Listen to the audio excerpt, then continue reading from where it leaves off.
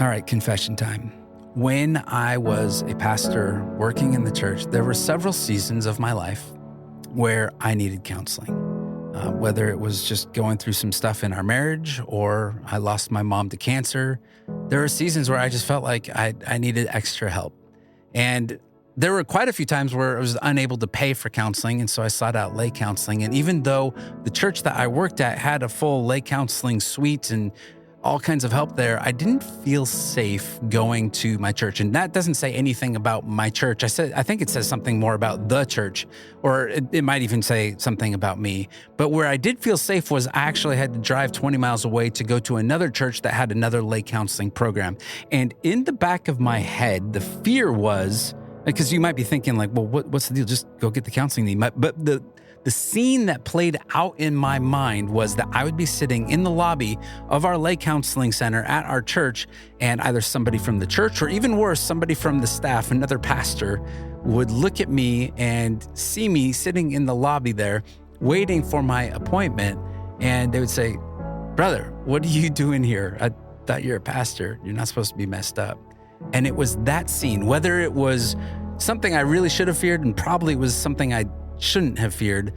It was a reality that was going on. It was a story that I was telling myself, and it was on repeat. And so that forced me to go somewhere else. The guy that we're talking to today, his name is Dan Broyles, and Dan is a pastor, but he's also a therapist. And what is really interesting is that Dan is the guy that all of the other pastors in the community, in the area, and even outside of the community in the area, they will drive and they will find Dan to work out some of the stuff that they're going through. And what I loved about this conversation with Dan was that he said that we really have a lot of trouble processing and grieving our own losses. And if you are a pastor, or if you have been a pastor and you're coming out of ministry, you have losses to grieve. You've seen things, you've been through things that have been more difficult than what the average person might be going through.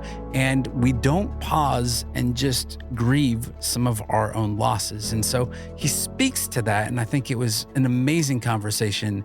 And I'm so thankful to have had it. I pray that this conversation will meet you exactly where you are at. Hey, welcome to the Life After Ministry podcast. I am here with Pastor Dan Broyles. Dan, good to see you. Great, thanks for having me. Yeah, so if you hear the background noise, we are here at the American Association of Christian Counselors, where we're meeting all kinds of people who are in ministry, but maybe not have the title of pastor. They're doing that from the therapy room. But you actually hold the titles of both. You are both a pastor and a therapist. Yeah, so I've been a pastor for years and also a licensed therapist in California. And I feel like I get to go between both worlds and sometimes a translator between the church world and the mental health world. Ooh, okay, so what does that translation look like? Where are the points that we need translation? Sometimes there's a lot of assumptions off what words mean or intention. And so a mental health group might think, oh, churches are just doing this because of this. Right. And that's not necessarily true. Okay. And I always think the more there can be curiosity between the groups, the better, versus assumptions from a distance. I like that. Okay. So you've been in ministry for how long? Since 2002, I started working in churches. Okay. And what was that experience like, and what kind of ministry were you doing as a pastor? So I've been almost all in care ministries, which really means helping people with their relational and emotional challenges. And is that just how you're wired? Like, yes, have you always been? I love that stuff. I probably at age 15 wanted to jump into this and love in-depth conversations versus superficial conversations. That's just how I'm wired, and I love going deep. I have to be careful not to go too deep too quick in friendship conversations. You're that guy. Yes, I know that guy. Yeah. I like that guy though, because sometimes people, they just want to like, how you doing? But they don't really care. They actually keep going before you can even answer. And you want to sit in the corner with somebody and have a good conversation. Yeah, I mean, just last night at dinner, there was a few of us hanging out, and I asked somebody, can I go deeper with what you just said and ask a deeper question? And they're like, okay. Yeah. But that's just how I'm wired. I love that kind of stuff. Well, and we're here at a conference, and in the back, there's like 5,000 people in this exhibit hall, and you and I are tucked away in a corner having a deep conversation. Right, so I love that about you. That's great. So you're in ministry. Have you ever experienced a transition yourself in ministry? Yeah, about 4 or 5 years ago, I left a previous church and decided to look for another job. I had been at that church since attending and then later serving since I was in junior high myself. Oh. So it was a lot of family roots. This is not a job. No, this is like our family identity. Both my parents have been on staff at that church at some time, and a ton of family history. And it's literally part of our roots of our family. I mean, even my biological family, not just church family, because myself and my parents had worked there, and then my brother was supported as a missionary by this church. So it's in our blood. Yeah. So it was a tough leave because of all that attachment and connection and relationships. This is not like I'm at Chick-fil-A and I'm just going to go to the other Chick-fil-A on the other side of town. No, not at all. No, I probably should have left a year or two earlier than I did.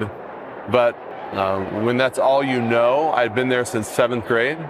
That's all you know. It's tough to go, oh, let's change. And I hear this from quite a few people is I stayed there 2 years too long. Right. And so obviously for you, there's this attachment of familial. Yep. There's a long time attachment. And sometimes it's like the trapeze artists, at the circus where in order for them to go from one trapeze to the next, they literally have to fully let go with both hands and grab onto the other one. But in order to let go of that trapeze that you're holding onto, you kind of have to know that there's something else coming, right? That's a fear that keeps us from making that jump. Yeah, and I would say I had to almost grieve the fact that what I longed to do wasn't going to happen. I had to grieve it, of what my longings were. And part of my longings is to do creative ministry, and it was a different philosophical difference, and it just wasn't the right match at that time. And I had to grieve it, and then also grieve that the relationships with some people will never be the same. And so that just doesn't happen quickly. That's not do that over a weekend. It's not a lever or a switch. No, it's not a switch at all. It's a slow process. Tell me about the process of grieving in ministry as a pastor. Yeah. You have moved on and you're still a pastor, but you're a pastor in a different spot. Yes. And you're doing care ministry in that spot. But my sense is that the pastoral community does not grieve well. No, pastors are, I would say, traditionally not great at grieving their own losses. Yeah. They're really trained, equipped to come alongside families when they're grieving a loss of a loved one, a funeral, a memorial, all those things. But to grieve what you hope in a role, what you hope your church does, to grieve friendships that maybe weren't quite what you thought they were, to grieve how your church affects your family. Like, that's a lot of emotional stuff that it feels like most pastors go to a cognitive place. Like, okay, what's my next step? What do I need to do? Yeah. But there's a lot of grief and loss involved. What do you think, like the inner voice of a pastor of like, okay, I can't go there because I have to be this person for this person. Does that make sense? Yeah. I as you're talking, I'm thinking like, I'm feeling something as I'm talking to this person, but I'm here to be the pastor. Yeah. And whatever my preconceived notion of what that role looks like with that person, I now have to live into that and maybe shut down part of my heart that's actually feeling something. Yeah, it's part of your heart, or like for me, it felt like some of my gifting couldn't be utilized anymore. Okay. And I've talked to other pastors where it feels like you went from a calling to more of a job. And that's a huge shift. And I tell most pastors, if it goes from a calling to a job, something significant needs to change. It can't stay that way long term, because it's way more than a job. Yeah, and that is the issue, right? It is way more than the job. So when we have these transitions, it's not just finding another job. No, not at all. I'm just gonna go to another church community because, and it's not just you, right? Like if I'm a truck driver, I could just go get in another truck, different company, but it's really uprooting your spouse, your kids, that community. Yeah, it's so much of who I am dictates where I go.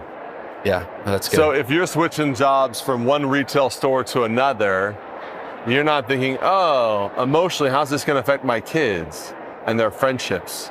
Or I wonder how my wife's going to feel about this loss here and this addition here and affecting her spiritual life. You're just like, oh, does it pay the bills? Fit my schedule? It's not a long commute? Okay, I can switch that retail job.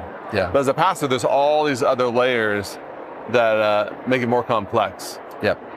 Now, I'm curious, one of the things that we talked about was that you are a pastor at a church, but you have other pastors from other churches in the area that are finding you. What are those conversations like?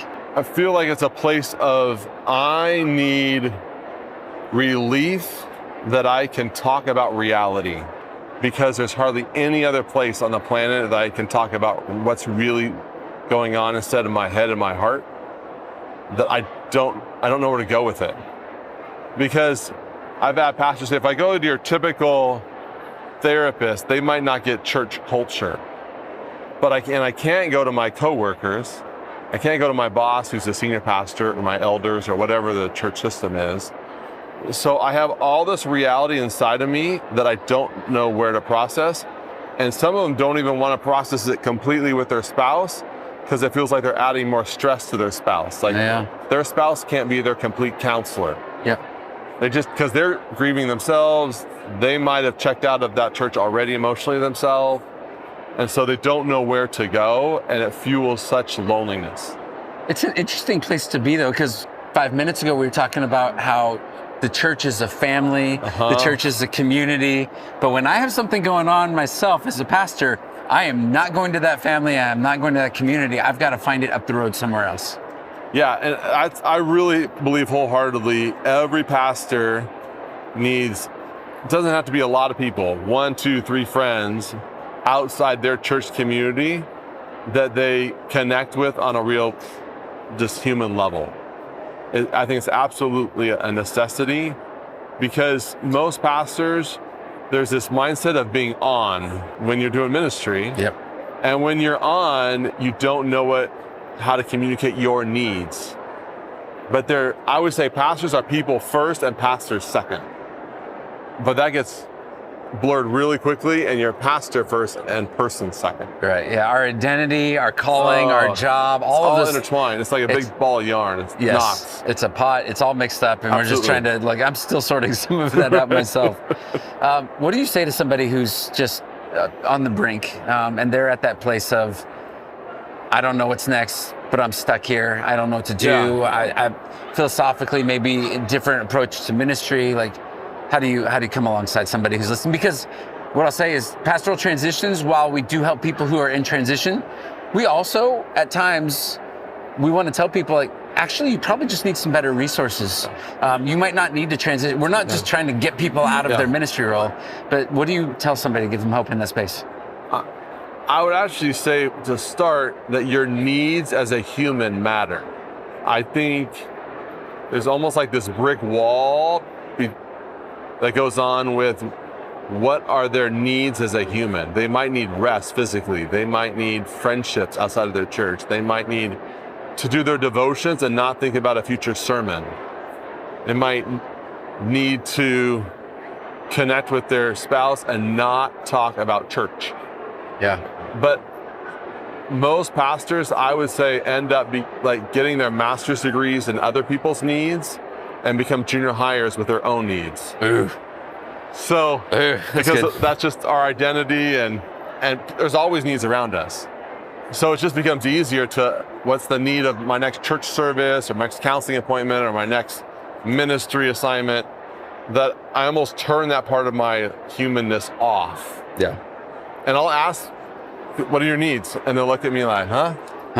Like, you're speaking Russian to me right now. That's right. I don't have needs. I help you with your needs. What are your needs? And so I just start there. Yeah. And then I also almost debrief them and go, how is your church impacting you as a human lately? What's the impact?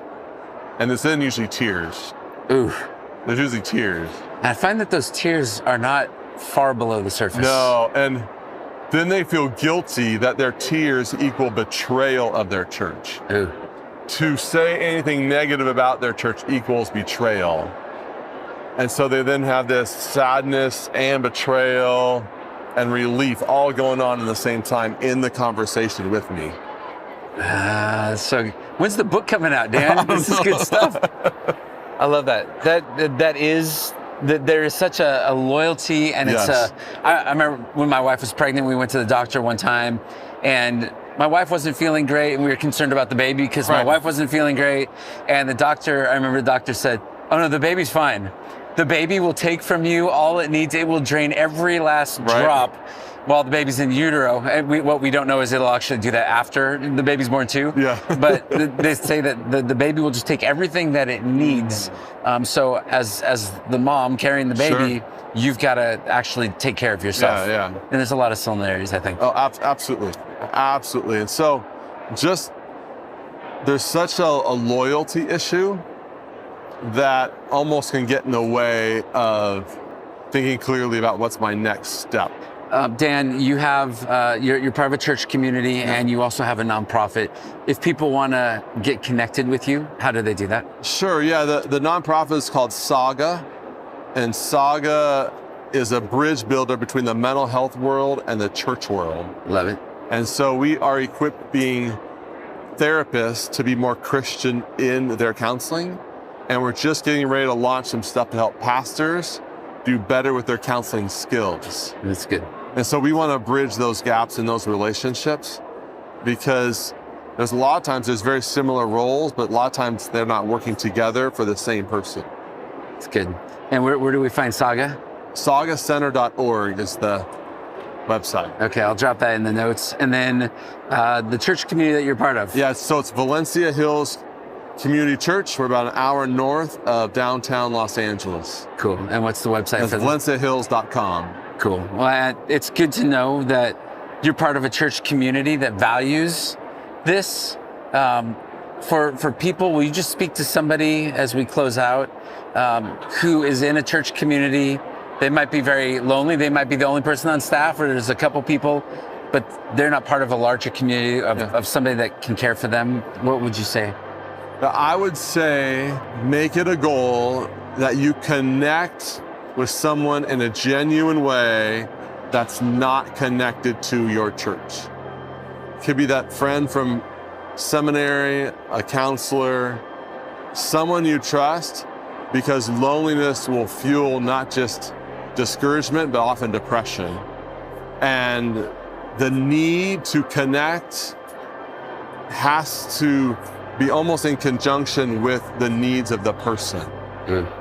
So what happens is, because the needs are so squashed, you're drowning in loneliness. And so I would say almost model for your congregation, without them even knowing it, what you'd want them to do when they're lonely and isolated. When that person from your congregation comes to you and says, "I don't have any friends," what do? You become their advocate for connection. Yeah. Be an advocate for your own connection, for your own heart before God and your own soul. I've been there. I remember just being deer in the headlights. Somebody asked me one time, "Well, Matt, what do you need?" And it's like, I have absolutely no clue. As if I've ever asked myself that question. Right.